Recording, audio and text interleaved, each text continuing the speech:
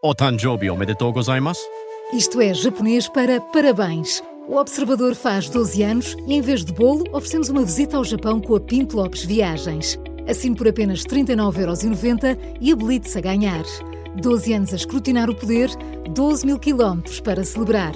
Assine hoje em observador.pt. Arigatou.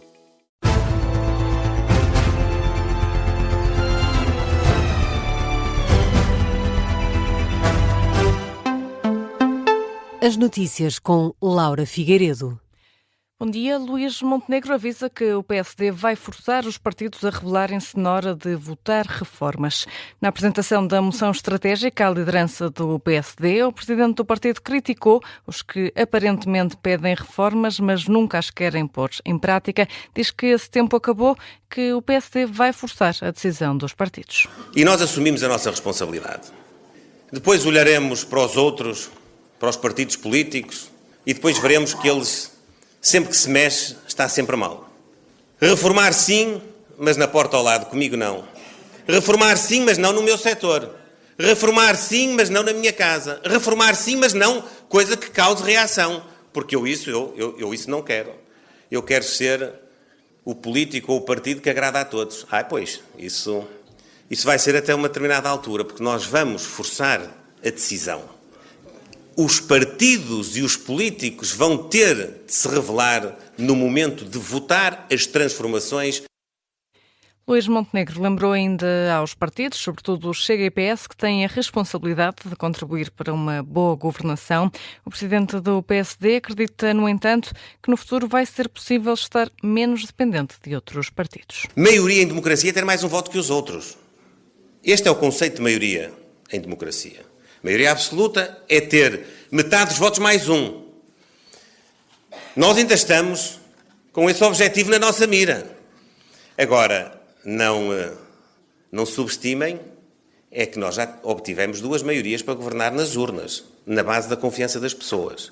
Não quisemos governar na base de nenhum estratagema, conluio ou combinação feita atrás da vontade das pessoas.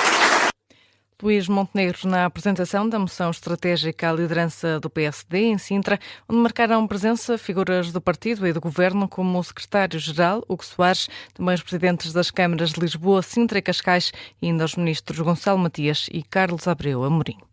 Falamos agora da reforma laboral. A Ministra do Trabalho considera que as palavras do Presidente da República foram interpretadas ao contrário e deram força ao GT para rejeitar um acordo. Durante a campanha para as eleições presidenciais, António José Seguro deixou claro que, se chegasse a Belém, vetaria a primeira versão da reforma laboral do Governo e que, para que o pacote laboral tivesse luz verde do Presidente da República, teria de ter primeiro acordo em sede de concertação social. Ora, em entrevista à Antena 1, a ministra Maria do Rosário Palma Ramalho não responsabiliza o chefe de Estado, mas entende que acabou por legitimar a decisão da UGT. Tiveram o efeito ao contrário do que ele pretendia. Em vez de ser, entusiasmar para um acordo, não vou dizer forçar um acordo, mas exercer a sua influência para um acordo, afinal a UGT, na verdade, ficou legitimada para não celebrar o acordo, como veio a acontecer. A Ministra do Trabalho considera que, se a proposta laboral chegar a Belém com alargado apoio parlamentar, o Presidente da República vai ter margem política para recuar na intenção de vetar um diploma sem acordo em concertação social.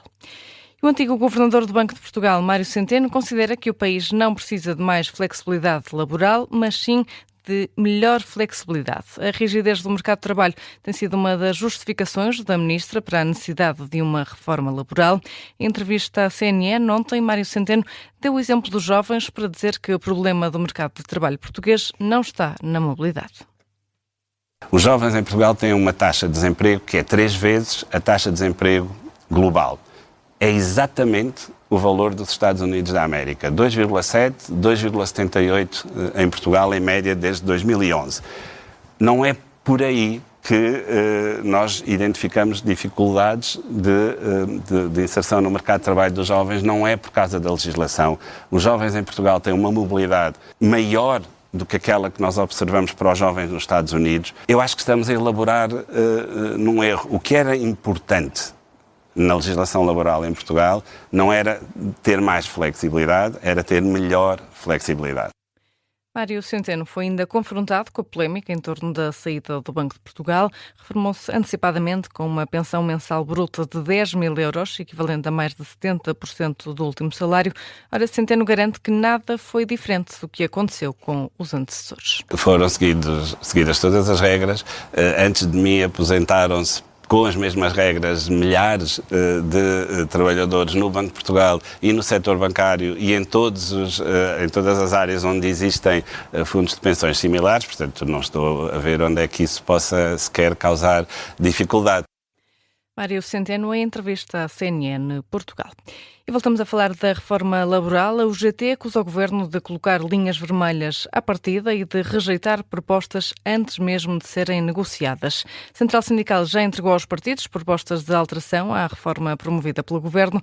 A UGT foi uma das estruturas sindicais que participaram como convidadas nas jornadas parlamentares do Chega, em que o Executivo de Montenegro foi amplamente criticado. Vasco Maldonado Correia. O Chega escolheu a reforma laboral para abrir as jornadas parlamentares do partido em Viseu e à mesa sentou o vice-presidente da UGT, que critica a postura do Governo nas negociações com os parceiros sociais. Quando nós vamos para uma negociação, há uma coisa que nunca se deve fazer, que é meter linhas vermelhas. Nós não devemos rejeitar nenhuma proposta que nos é entregue pelo parceiro social que nós estamos a negociar. Pode não haver depois negociação, pode não dar em nada. Rui Miranda lamenta que o debate não se tenha focado na subida do salário mínimo. Nós temos trabalhadores com 10, 15, 20 anos que estão a ganhar muito aproximado daquilo que é o salário mínimo nacional. Como é que nós podemos querer produtividade a essas pessoas que estão completamente descontentes em relação a isto? Preocupação partilhada por Alexandre Carvalho, do Sindicato Independente dos Trabalhadores da Floresta, Ambiente e Proteção Civil. Nós temos chapadores florestais a atuar na floresta portuguesa a receber o salário mínimo nacional. E eu não vejo ninguém a preocupar-se. E isto é que devia ser a reforma laboral. E ainda que convidado pelo Chega, deixa uma ressalva. Eu sou de esquerda, eu não tenho problemas nenhuns em afirmar isso. Eu não tenho problemas nenhuns em afirmar isso, mas acima de tudo sou democrata. Para Ana Rita Cavaco, antiga bastonária da Ordem dos Enfermeiros, o tema não se reduz ao espectro político. Para dizer como ponto prévio que me irrita que a esquerda ache que a defesa dos trabalhadores é um património dela. Não é, eu sou de direita e fui dirigente sindical. Protesta contra uma das medidas da proposta do Governo, o alargamento dos serviços mínimos em caso de greve em vários setores. Todos sabemos que a greve, para ser eficaz, ela tem que causar desconforto, ela tem que causar incómodo. Preocupações ouvidas pelos deputados do Chega, Rita Matias agradece a disponibilidade de quem aceita sentar-se à mesa com o partido. Só temos a agradecer pela ausência de preconceito ideológico e pela disponibilidade por dialogar com o Chega, apresentar soluções válidas e batalhar ao nosso lado, mesmo não se identificando a 100% com o nosso partido. A reforma laboral como tema de abertura nas jornadas parlamentares do Chega em Viseu. O jornalista Vasco Maldonado Correia, que esteve a acompanhar as jornadas parlamentares do Chega, que continuam esta terça-feira. E o Ministro dos Negócios Estrangeiros chamou o embaixador de Israel em Portugal, quer explicações sobre a detenção de 2 médicos portugueses que seguiam na flotilha rumo a Gaza. Foram detidos não em águas israelitas, mas em águas internacionais, ao largo da Turquia, e por isso Paulo Rangel quer esclarecimentos. Uma vez que esta ação feita por Israel, tal como a exatamente anterior, há umas semanas atrás, foi feita em águas internacionais e, portanto, em violação do direito internacional, e dado que nós queremos garantir esse tratamento de respeito absoluto pela integridade e pelos direitos fundamentais dos cidadãos em causa, nós convocamos hoje mesmo para o Ministério, o embaixador de Israel, para fazermos o nosso protesto, para exigirmos esse tratamento e a reposição da legalidade internacional assim que possível. O ministro Paulo Rangel assegura que o governo está a acompanhar a situação através da embaixada em Tel Aviv e também dos serviços consulares. Donald Trump adiou o ataque ao Irão previsto para esta terça-feira. O presidente dos Estados Unidos diz que as negociações sérias estão a decorrer e promete que vai ser alcançado um acordo aceitável tanto para Washington como para todos os países do Médio Oriente. Outros países contactaram-me e disseram que se estavam a preparar para lançar um ataque em grande escala amanhã. Adiei-o por algum tempo, espero que para sempre, mas possivelmente apenas por algum tempo. porque tivemos conversações muito importantes com o Irão. Informámos Israel, informámos outras pessoas no Médio Oriente que têm estado envolvidas e sabem, é um desenvolvimento muito positivo. Mas vamos ver se isto dá em alguma coisa. Já tivemos períodos em que pensávamos estar muito perto de chegar a um acordo e não deu certo.